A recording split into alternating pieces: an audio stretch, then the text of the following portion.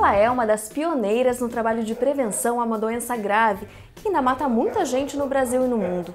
A nossa entrevistada de hoje, do Mulheres em Cena, se destaca pela sua dedicação à saúde de Santa Maria. Além disso, é militante de uma causa bem importante, a luta pelos direitos das mulheres, o empoderamento feminino. A gente veio até a casa da professora Marta Souza, que é enfermeira e professora dos cursos de saúde lá da UFN. Professora, muito obrigada por nos receber na sua casa. É um prazer, sejam sempre muito bem-vindos. Obrigada. Professora, antes da gente falar do trabalho da senhora aqui na cidade, eu gostaria de saber um pouquinho da sua vida. A senhora nasceu lá em Lavras do Sul, né? Como é que veio para Santa Maria? Como é que foi a sua infância? Eu sou de uma família enorme de Lavras do Sul, né? Metade da cidade é Teixeira, a outra metade é Souza, eu sou Teixeira de Souza, né? É um lugar que eu amo até hoje, sempre que posso eu volto. Nós somos, além de ser de uma família enorme, de uma família que tem uma tradição de estimular muito a questão do estudo. Então, no momento que meu irmão mais velho passou no vestibular em Santa Maria, meu pai decidiu vir com todos, fazer as malas e todos irmos para Santa Maria. Eu vim muito nova, eu vim com 9 anos, né, ainda estudava no Maneco. E sempre a minha mãe sempre estimulou muito a questão de estudar, da leitura. E a partir disso, todos nós cursamos as nossas faculdades aqui, enfim, eu escolhi enfermagem em função de toda essa trajetória, da questão de gostar do cuidado, de enxergar algumas injustiças sociais, e isso me incomodava sempre, desde cedo, coisas que interferem até hoje nas minhas atitudes profissionais, por exemplo. A senhora estudou na FACEM, né? FACEM, que hoje é a nossa UFN, isso. Eu me formei em 1984, um período bem importante, porque é um período que abre para a democracia no país, e eu pude participar ativamente do movimento pela reforma sanitária, que foi a criação do nosso Sistema Único de Saúde, de lutar para que todos tivessem acesso, que esse acesso fosse universal, integral, que não estamos ainda no ideal que nós sonhamos lá atrás, mas muita coisa já mudou. Porque quando eu fiz a faculdade, por exemplo, na FACEM, as nossas práticas eram só no hospital e pouquíssima coisa na área de saúde pública, né? E hoje, quando professor, eu vejo que os nossos acadêmicos vão em quantas unidades básicas, uma unidade básica em cada bairro.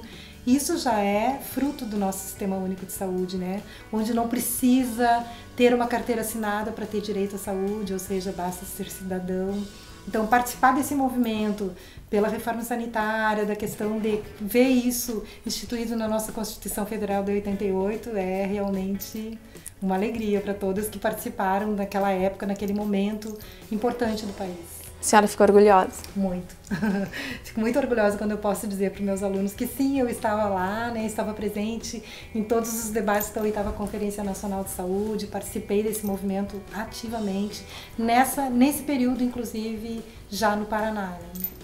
Porque a gente pode dizer, tem várias dificuldades, né, no nosso sistema de saúde, mas também ele é modelo para alguns países, né? Com certeza. No momento que tu começa a conhecer o SUS dentro dele, né, que tu percebe que os transplantes do país são feitos via Sistema Único de Saúde, sem furar fila, sem muitas injustiças que aconteciam antigamente. O tratamento da própria AIDS, todo pelo SUS, da hepatite C, de tantas outras patologias. A questão até de tu ir num salão de beleza, né? Para um salão de beleza hoje funcionar corretamente, ele tem que ter uma vistoria do SUS, para ver se o material é esterilizado, se as condições são adequadas. Então, o SUS ele te dá uma amplitude da questão de que saúde não é só ausência de doença, né? Então, isso é um prazer ver toda essa questão debatida de uma forma mais ampla no país. A senhora falou antes da sua ida para o Paraná, a senhora ficou 11 anos no Paraná, né? Como é que foi? Por que a senhora foi para lá? Como é que foi essa experiência? Bom, na verdade, quando nós terminamos o curso em julho de 84, eu me casei, eu me formei numa semana, na outra semana eu casei e na outra eu estava no Paraná, né? Nunca tinha saído de casa. Naquela época a mulher não ia muito para a questão de congressos, de eventos. Nós ficávamos muito no nosso mundo fechado, apesar de que já tinha um avanço de estudar, de ir para a faculdade. E nesse momento, quando ele conseguiu um emprego no Paraná, óbvio, a gente não questionava. Nós íamos atrás de onde a pessoa que nos conduzia, né? Ainda era muito esse sistema do pai para o marido. E lá no Paraná, que foi um dos berços da reforma sanitária, eu tive muita sorte de começar minha vida profissional já atuando na área de saúde pública e saúde coletiva. E aí, nesse período todo, eu já comecei a trabalhar com a questão das mulheres, do empoderamento. Trabalhava muito lá, era uma região que tinha muito boias frias com a questão da coleta do algodão. Então, conheci muito a vida dessas mulheres e aquilo começou a me afetar e me impactar e me movimentar no sentido de que entender que não era só dar remédio, tinha um contexto social envolvido em todas elas, né? Em todas aquelas histórias de vida. E aí, a partir disso, o trabalho foi ampliando. Na década já, ali em 1986, nós atendemos o primeiro caso de AIDS em Assis, aquilo me tocou profundamente. A partir dali eu começo a trabalhar com a epidemia da AIDS. E depois, quando eu retorno para Santa Maria de novo, né? A AIDS estava em cheio aqui e nós já começamos esse movimento na cidade também. E lá... Eu vou deixar pra gente falar daqui a pouquinho mais do seu trabalho na questão da saúde. Vou voltar pra família de novo um pouquinho. Foi lá no Paraná que a senhora teve as suas filhas? Sim, a Gabriela e a Marília nasceram no Paraná. Primeiro a Gabriela, né? E logo em seguida a Marília, 2 anos depois. E assim, muda a tua vida, né? E aí tu entende o quanto... Tu começa a entender a tua mãe, né? Eu lembro sempre da mãe dizendo, olha, vocês precisam fazer um curso superior, vocês precisam ter independência. Então, essas coisas a gente só vai crescendo e multiplicando. Então, quando as meninas nasceram e a Marília nasceu com a condroplasia, o primeiro sentimento que eu tive foi de retorno para a família, que a família sempre foi a minha base maior, né? Eu quis voltar para morar perto dos meus pais, dos meus irmãos, para me fortalecer e saber como lidar. Era uma coisa diferente, né? Era uma novidade, nós não tínhamos internet, não tínhamos celular, eu não sabia como lidar com essa situação. E em função de buscar um estudo maior para elas, que Santa Maria é até hoje um centro de referência, e também questão da condroplasia, que foi diagnosticada na minha filha menor, que é aquele problema que não cresce, né? Que ficou muito conhecido na última novela, que era a filha da Marieta Severo. E assim, buscando essa liberdade para as duas, foi o meu retorno para Santa Maria, né? Então isso aconteceu 11 anos depois, em 95 eu estava de volta para cá. E eu vi numa entrevista que na época da novela a Marília e a senhora deram para um jornal aqui local, que a senhora disse que quando o médico deu o diagnóstico, ele deu de uma maneira... Muito ruim. Muito agressiva. Como é que foi, assim? Porque era uma coisa que se desconhecia, né? Isso. Eu, na verdade, quando me falaram, quando ela nasceu, que deram uma probabilidade de algum diagnóstico diferente, né, aquele impacto. Como assim? O que é isso, né? E a partir desse momento nós fomos buscar fora, eu fui para Florianópolis fazer todo um diagnóstico, sem até ali nenhum profissional de saúde me dizer o que seria condroplasia. Eu sem acesso, não existia internet, e sem acesso a uma biblioteca próxima a mim para descobrir. Então eu fui a primeira consulta sem saber nada, o que era, o que poderia ser. E sem nenhum caso na minha família, nem na família do meu marido. Enfim... E quando eu estava frente ao médico, já com muitos exames feitos, eu perguntei, olha, alguém vai me explicar o que é isso? E a maneira como ele me explicou foi péssima. Eu muitas vezes dou esse exemplo, principalmente por trabalhar com formação de acadêmicos, a importância do vínculo que tu forma com o teu paciente, né? E ele simplesmente me disse assim, a senhora já foi em circo? E eu disse, já. A senhora já viu o anão de circo? Eu disse, já. É isso.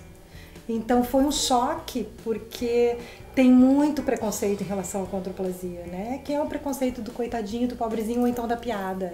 E são pessoas totalmente normais que só não têm uma estatura elevada, né? Então a Marília sempre foi muito estimulada, a questão do estudo, de buscar mais, sempre mais. Hoje ela namora o Luan, que também tem a condroplasia, e os dois são super inteligentes, buscam a todo momento estudar mais, ter mais liberdade. Então acho que isso foi fundamental, esse apoio da família para a Marília e para o Luan muda, né? Muda a tua história de vida, e a gente luta muito pela questão da não piada, pela questão do respeito, né? E entender que as pessoas só não têm estatura, e isso não é um problema, não chega a ser um...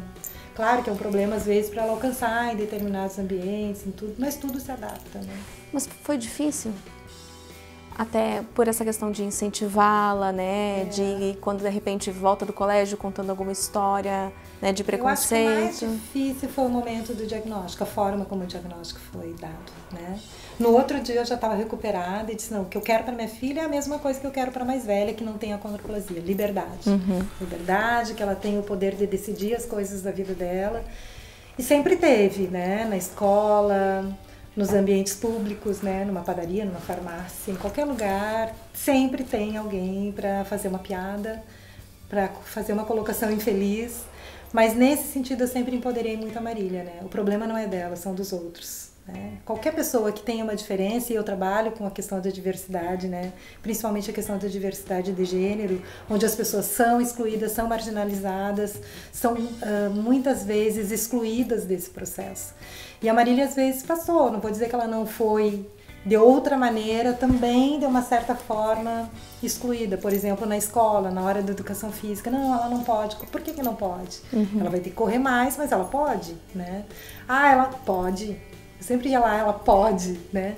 Mesmo na faculdade, a Marília cursou odontologia aqui em Santa Maria, na Universidade Federal de Santa Maria, e tu percebia, né, a questão de, como é que ela vai fazer uma cirurgia? Às vezes vinha uma indireta, até de pessoas amigas, conhecidas, mas como é que ela vai atuar como dentista? Ela vai dar um jeito.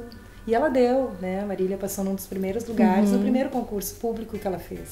Hoje ela atua como dentista em Alvorada, numa estratégia de saúde da família, onde na primeira semana de trabalho a equipe foi tão maravilhosa que colocou a equipe no chão. Então hoje ela atende os pacientes dela muito bem, já mora sozinha, tem um apartamento próprio, ela dirige, ela tem a independência tão buscada e sonhada por todos nós, né? E a senhora que trabalha muito nessa questão do empoderamento feminino, a senhora acha que ainda está longe de se chegar a direitos iguais, digamos assim, ao fim do machismo, ou se está evoluindo, né, para que isso termine? Nós estamos longe, mas mais perto do que da minha geração, né? Nós temos trabalhos ali na própria faculdade, né, na UFN, onde nós trabalhamos esses temas, por exemplo, em escolas, e tu percebe a postura das meninas, né? A internet colabora muito com isso. Essa questão de eu não aceito mais esse assédio, não é mimimi. Então tu vê muito acesso a leituras e nós estimulamos, né, a questão de filmes, de vídeos, de leituras, de reflexões. Então hoje a mulher tem um pouquinho mais de voz. Mas ainda Santa Maria é, por exemplo, no trabalho que nós temos com a delegacia e nós coletamos dados de pesquisa, tu vê um número muito alto ainda de mulheres que vão lá denunciar. E não é uma violência tão simples assim, nenhuma é, né? Mas ela geralmente começa com essa psicológica, que tu não dá bola, tu acha que vai mudar e vai mudar. Então hoje as meninas estão um pouco mais espertas. E os meninos também começaram a ficar com vergonha. Então tá melhor, né? Mas ainda tem um longo caminho, um longo caminho. Como é que a senhora descobriu que precisava lutar por essa causa, né? Que gostava de ser militante, ou o que despertou isso na senhora, essa vontade de lutar, né, pela causa? Eu acho que tem muito da história familiar, né? A minha mãe sempre foi uma pessoa muito acolhedora, e mesmo lá em Lavras, às vezes as pessoas chegavam e diziam, olha, dona Glória, eu não vou poder criar meu filho, a senhora cria pra mim. Então lá em casa era, né, um entra e sai. E muitas dessas pessoas que eram deixadas lá eram pessoas muito pobres, que as mães não conseguiam criar, e aquilo me afetava de certa forma, né?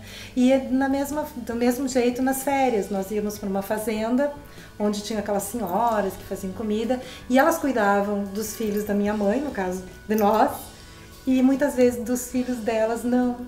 Então eu cuidava daquelas crianças, eu ainda muito pequena, e como se fossem bonecos, mas claro que eu percebia que tinha que ter todo um outro cuidado. E isso sempre me instigou, porque elas tinham uma condição diferente da minha, né? Então, eu acho que ali começou a mexer dentro de mim as questões de injustiça, de desigualdade.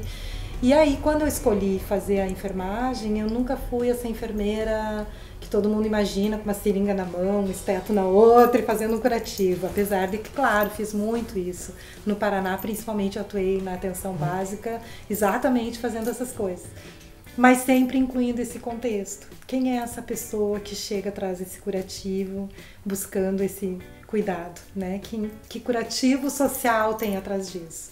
Então, eu acho que eu muito mais trabalhei buscando esse outro contexto, porque eu entendo que para eu ter saúde, eu preciso ter lazer, eu preciso ter escolaridade, eu preciso ter transporte, eu preciso ter uma série de condições que a maioria das pessoas não tem. Então eu luto para que todos tenham. Não curar a ferida, né, professora? É preveni-la. Exato, e também prevenir, né? E a prevenção passa, no caso das mulheres, que muito do que tu trabalha com as mulheres, tu percebe assim, ó, por que essa mulher não consegue, muitas vezes, sair de uma situação de violência?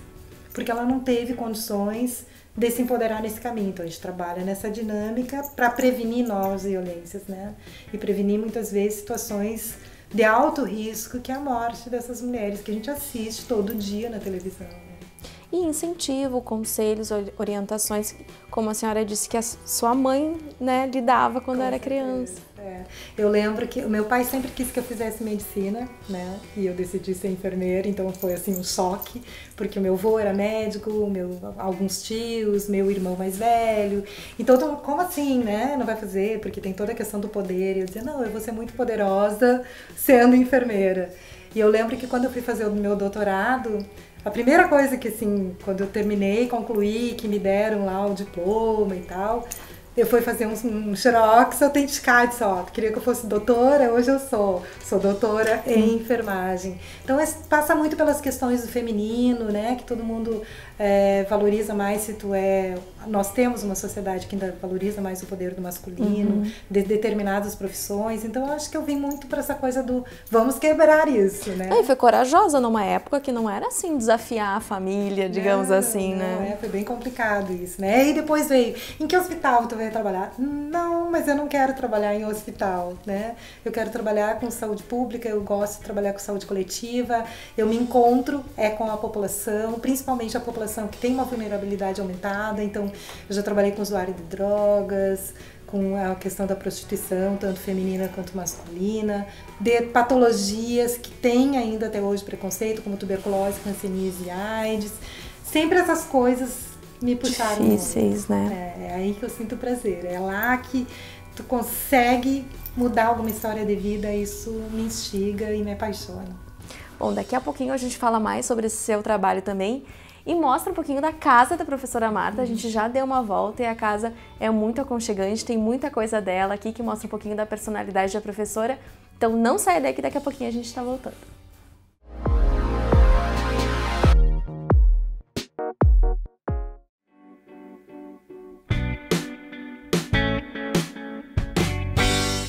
Você se considera criativo na cozinha? Adora novas receitas?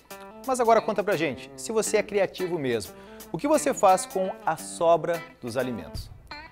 Se você não tem inspiração na hora de caprichar na receita com o que sobrou do fim de semana na geladeira, então presta atenção na nossa dica de hoje com a professora Tereza Cristina Blasi, do curso de Nutrição da Universidade Franciscana. Sobre reaproveitamento de alimentos, por exemplo, sobrou um pedaço de abóbora, sobrou um pedaço de beterraba, sobrou uma batata pequena, façam um caldo gostoso de legumes para comer à noite. Acrescentem uma aveia, um ovo batido e você terá uma alimentação adequada. Também os pães. O pão ficou de um dia para o outro. Aqueça esse pão, coloque um pouco de azeite em cima, um pouco de orégano e faça a festa. Pães também dão para fazer tortas. Ou como é que eu posso fazer? Cortar esses pães, colocar o molho, colocar um queijo e colocar no forno, gente. Fica uma verdadeira delícia. Experimente, aproveite os alimentos e economize seu bolso. Você tem alguma outra dúvida no ramo de nutrição ou outras áreas da nossa Universidade Franciscana? Então mande pra gente por e-mail ou pelas nossas redes sociais. Até a próxima dica. Tchau!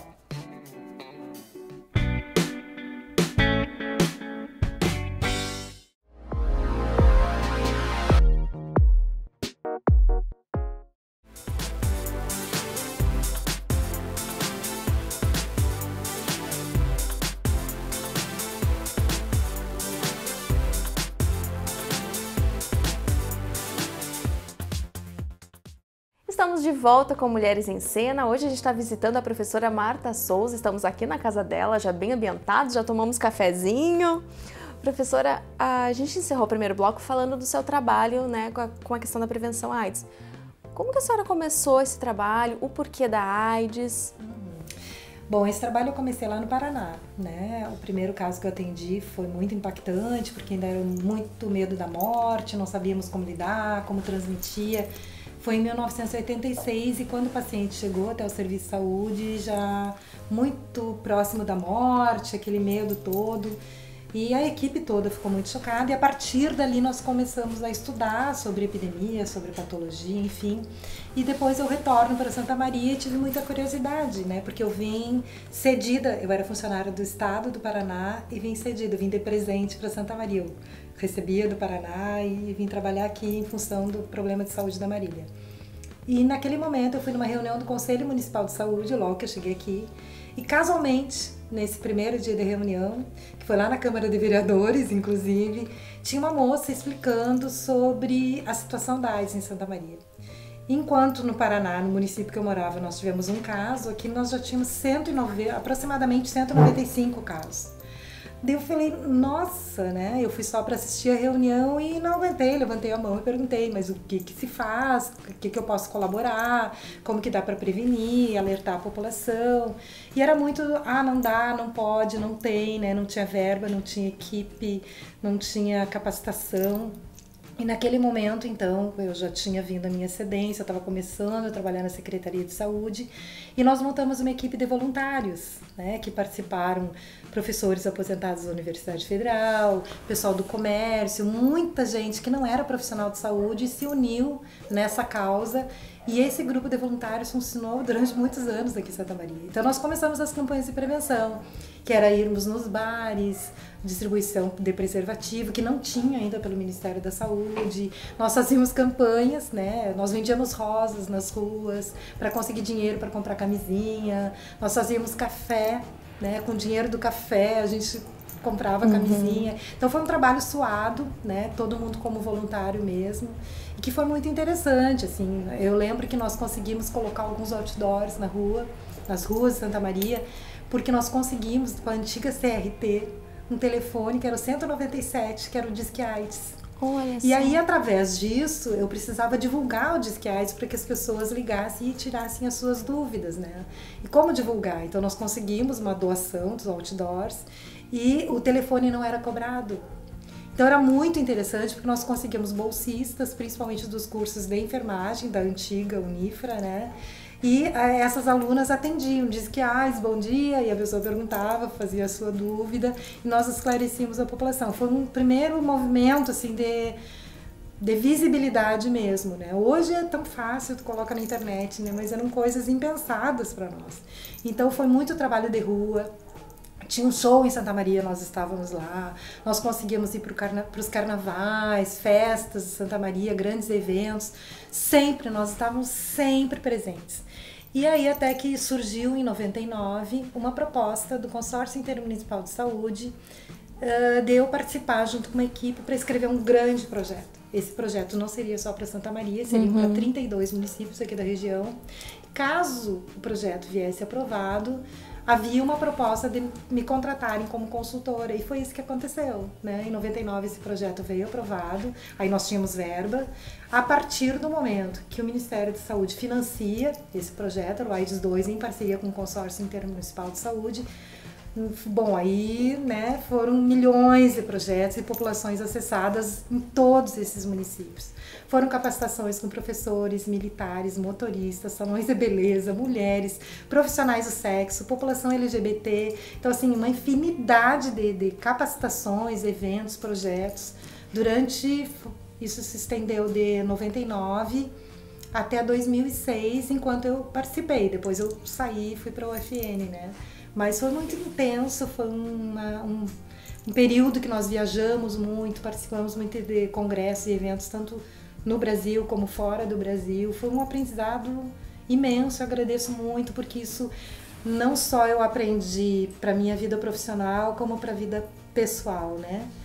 Porque nós convivemos muito com pessoas que estavam infectadas pelo vírus da AIDS, que era aquela lição diária que tu não valoriza as coisas, a importância também de lutar pelo tratamento no Brasil, que em 96 começa essa medicação a ser distribuída também, os antirretrovirais, pelo Ministério da Saúde. Então, foi uma luta que a gente participou junto, né? E saúde coletiva é isso, é construir com a população uma nova saúde para todos. Mas depois, na UFN, quando a senhora passou a ser professora, todo esse trabalho continuou, né? De uma outra forma, mas sempre a senhora esteve engajada na questão da prevenção. Eu lembro que quando abriu a vaga na UFN, a vaga era para trabalhar com gerontologia, né? E eu tinha trabalhado pouquíssimo na minha vida com a questão dos idosos.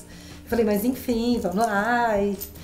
E foi um momento que a AIDS começou a ir para os idosos. E eu pensei, bom, agora eu vou parar de trabalhar com a AIDS, que era realmente uma grande paixão, foi um trabalho muito encantador. E aí eu comecei a trabalhar com a questão da AIDS com idosos, dentro até inclusive da própria disciplina, né? Então, na verdade, eu nunca parei. Eu sempre continuei trabalhando com a questão não só do HIV/AIDS, mas das outras infecções sexualmente transmissíveis, que hoje é um problema atual, por exemplo, em Santa Maria, no Brasil inteiro, mas aqui também não está diferente, que é a questão da sífilis e da sífilis congênita, né? Parece que a gente está dando ré. Enfim, então, tu vê quantos anos depois nós continuamos lutando e principalmente lutando pela cura do preconceito, que esse é bem mais difícil de lidar. É verdade. Professora, em meio a todo esse trabalho, né, que não foi pouco, não foi fácil, como é que a senhora lidava com a vida pessoal, a Marta, né, com o marido, as filhas? Aqui, conhecendo a casa da senhora, a gente, né, vê que a senhora gosta de viajar, é muito família, né, tanto que tem vários objetos da sua mãe, dos seus avós, né? Com certeza. Como que lida com isso, assim? Dá tempo para fazer tudo? Foi bem complicado, porque apesar da minha família morar muito na região sul do país, em Santa Maria não tinha, né? Nem mãe, nem irmã, nem irmão, nada. Nem tia, nem prima. Enfim, era muito eu com as minhas filhas. E aí vem a questão do poder do feminino, né? Essa relação que a gente tem de muitas amizades. Então, muitas e muitas vezes, quando eu viajei pelo próprio Ministério da Saúde, que toda hora tinha que estar em Brasília, no Rio, São Paulo, enfim, toda hora correndo para capacitações, para eventos, muitas vezes quem ficou com as minhas filhas foram as minhas amigas e as mães das minhas amigas. Então eu tenho assim, minhas filhas têm muitas dindas, né, que me ajudaram nesse processo. E quantas vezes eu fiquei, uma vez eu fui para Cuba, por exemplo, fiquei um período lá. E era difícil até ligar para as meninas, mas eu estava tranquila porque eu sabia que as minhas filhas estavam em boas mãos. E sempre que a minha mãe pôde, claro, ela esteve presente. E férias, quando os eventos eram nas férias, eu levava as gurias lá para casa da minha mãe, que era para fora. Então, assim, muita gente me ajudou nesse processo, mas boa parte dessas pessoas eram mulheres. Então, assim, no momento que tu entende o quanto é importante a nossa união, tu cresce como mulher e tu consegue puxar as outras. Então, acho que muito do meu trabalho que eu faço de empoderamento feminino é também agradecimento a todas essas mulheres que me empoderaram nesse caminho todo. E a senhora traz para sua casa um pouquinho disso também. A gente vê que tem a Frida por todos os lados, né? Todos os lugares da minha casa tem. Ela é, né? Ela faz parte da minha vida, porque tu busca mulheres que te inspiram, né? E quando tu olha para essas mulheres que também passaram por dificuldades a Frida não conseguiu ter filhos, né? Mas outras dificuldades ela me inspira. Certamente não só ela, mas ela é uma das que me inspira muito. E claro que eu não trabalhei só em Santa Maria. Eu fui contratada nesse mesmo período concomitante, assim, trabalhando com o consórcio no projeto AIDS 2. Eu fui consultora do Ministério da Saúde na região norte do país. Então, por um longo período eu trabalhava 3 semanas em Santa Maria e uma em Rondônia. E não era só em Porto Velho, era todo o estado. Eu descia em Porto Velho e viajava o estado inteiro. Longinho, né? Longinho e com as filhas pequenas, né? Então era muito pesado isso. Quando eu terminei essa consultoria, retornando e ficando aqui o mês inteiro, bom, agora eu vou me acalmar, a coordenação estadual do programa da AIDS me convidou para fazer uma consultoria no estado do Rio Grande do Sul. Então eu trabalhava segunda, terça e quarta em Santa Maria, quinta e sexta em Porto Alegre, né? E era bem aquela fase de levar a filha para o colégio, de buscar, de ver nota, cuidar do namorado, estar estudando. E eu tive uma rede de apoio, de amizades muito forte, muito boa, e que hoje, quando eu olho para minhas filhas, elas não são produtos só da minha criação, mas de uma rede de amizade que nós tivemos. E elas entendiam assim, ou ficava aquela coisa, mãe, não vai? Eu sempre mexo, a Marília tem uma cicatriz desse não vai aqui no rosto, né?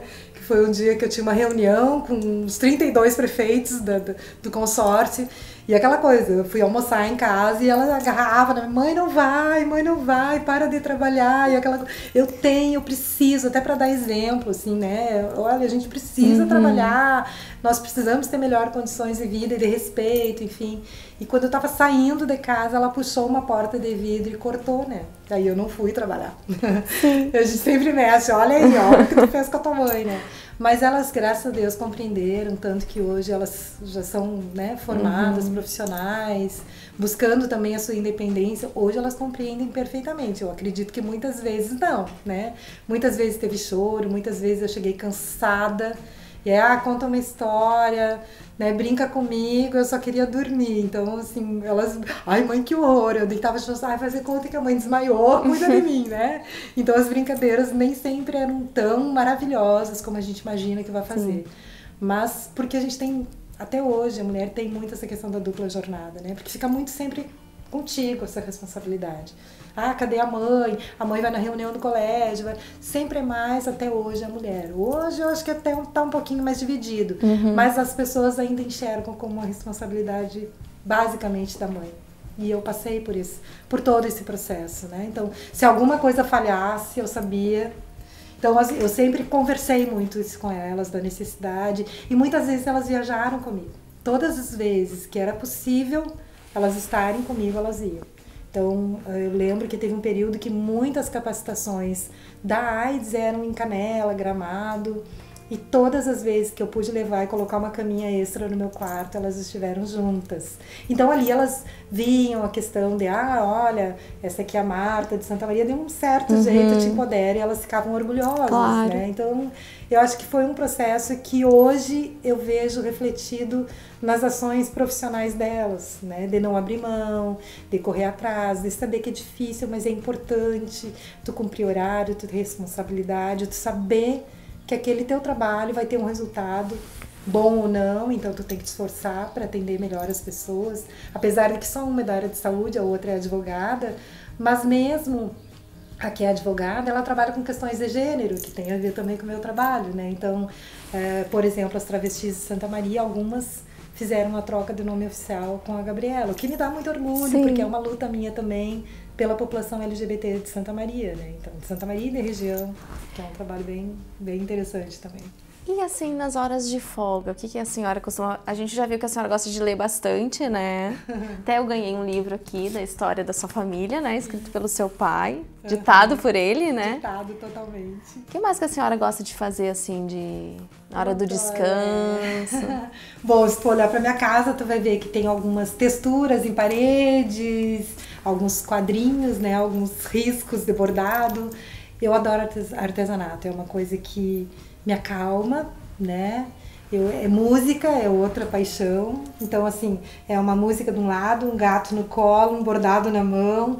Isso me tira praticamente todo o estresse, né? E é importante ter isso, assim, a mulher, ela dá conta do trabalho, da família, mas também tem aquele momento para si. Com certeza. Eu não abro mão de, assim, ter os meus momentos, eu sozinha, eu com as minhas amigas, com as minhas amizades. Então, muitas vezes... mas tu vai sair? Vou, não abro mão desse bate-papo, dessa roda de conversa, muitas vezes eu que preciso das minhas amigas, às vezes elas que precisam de mim. Então eu acho isso fundamental na vida de uma mulher, né? Tu saber que tu pode ter uma rede de apoio, essa coisa não ficar fechada, apesar de que eu considero a família extremamente importante, ela é sim a minha base, mas ela não é só ela a minha base. Né? Eu não vou abrir mão de todas as outras coisas em função de ficar só com a família. Até porque perguntam, tu não sente sozinha, porque hoje as minhas filhas moram fora, meu marido também não mora aqui. Deve ser horrível a tua vida. Não, é uma delícia. Quando a gente se encontra é uma festa, e quando eu tô sozinha também não é triste ficar sozinha, né? Tu ter esse momento para refletir, para relaxar, para fazer a tua leitura, para focar, até para escrever um artigo que nós somos tão cobrados na academia, fica bem mais fácil. E a família está presente em todos os cantinhos aqui, né? A senhora gosta dos objetos antigos, como é que é essa paixão? Né? Se tu olhar na minha cristaleira, um dos principais objetos é o primeiro prato que a minha mãe me deu, que era da minha avó. Né? Então ali ninguém é intocável, né? Não mexe aí, que isso é muito importante para mim. Enfim, assim, tem o altar, que é o altar da minha mãe, que eu já perdi, né? Que ali tem lembranças do meu irmão, que também já faleceu. Então, essa coisa da religiosidade, da família, sempre foi uma coisa que me moveu a vida inteira e me traz uma paz, né? E, claro, isso são valores que foram passados dos meus bisavós, avós, pais. Para mim, não acredito que todas as pessoas tenham essa importância, mas para mim isso pesa muito, muito mesmo. Como é que foi a história desse livro que queria que a senhora falasse um pouquinho mais? Bom, esse livro foi quando meu pai e a minha mãe estavam para completar 65 anos de casado e nós perdemos a minha mãe. E foi uma situação que, claro, ninguém, né? A gente sabe que um dia vai acontecer, mas ninguém quer e não espera. E nós ficamos muito preocupados com meu pai, que eles foram uma vida inteira, né, muito unidos. Eles começaram a namorar muito jovens. E o meu pai é contador de histórias, ele é contador de piadas, enfim. E aí a minha cunhada falou, olha, quem sabe o senhor começa a contar suas histórias. E eu já peguei no papel, na caneta, e ele foi editando. E foi uma coisa muito incrível, nós escrevemos esse livro em 2 semanas, né? Eu acho que nunca tinha acontecido eu bater esse recorde. Seu Nemo e Dona Glaura? Isso. É, o nome do pai é o nome do peixinho Nemo, né? Nós brincamos. Ah, é então verdade. Essa história conta todo como eles começaram a namorar, o nascimento dos filhos, como que eles nos criaram, a questão de buscar realmente educação. Aí a gente entende a paixão da música, né? Do quanto eu sou apaixonada por música, porque meu pai e a minha mãe tinham essa ligação, essa questão do carinho, do bom humor. Então, se tu ler o livro, tu vai entender por que eu sou fruto disso, né? Porque as pessoas me perguntam, como que tu consegue trabalhar com mais e ser alegre? De onde vem a tua força? A minha força vem da minha raiz, né? Vem de Lavras, vem da Guajavira. E vem do meu pai e da minha mãe. Marta Helena, o biscoitinho torrado. Era o meu apelido porque as minhas irmãs eram muito claras, né? Uma de olho azul, a outra de olho verde. Tinha sempre aquela brincadeira. Tu foi adotada, tu não é tão amada. Sempre tinha uma piada infeliz comigo, né? E eu falava, gente, mas será? E eu sou a filha mais parecida com a minha mãe. Assim, se tu olhar a foto dela e a minha, né? A cara de uma focinho da outra. E aí ela me colocou, não, minha filha, aqui eu te coloquei no forno, tu passou do ponto. E aí ela me chamava de biscoitinho torrado, então ficou meu apelido. Olha só. Marta, muito obrigada.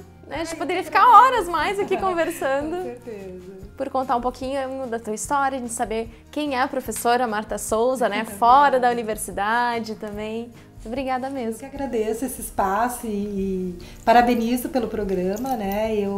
Muito do que eu sou hoje foi em me espelhar em outras mulheres que passaram por alguma dificuldade, seja em criar os filhos ou na sua vida profissional. E eu acredito que contar as nossas histórias, muitas vezes a pessoa, eu também estou passando por isso eu posso ultrapassar. Então, todas nós podemos, sim, chegar onde quisermos. E esse é o objetivo do nosso programa, ser inspirador, que inspire outras mulheres com as histórias de vocês. Tomara que, né, alguma coisa eu inspire alguém. Com certeza, com certeza.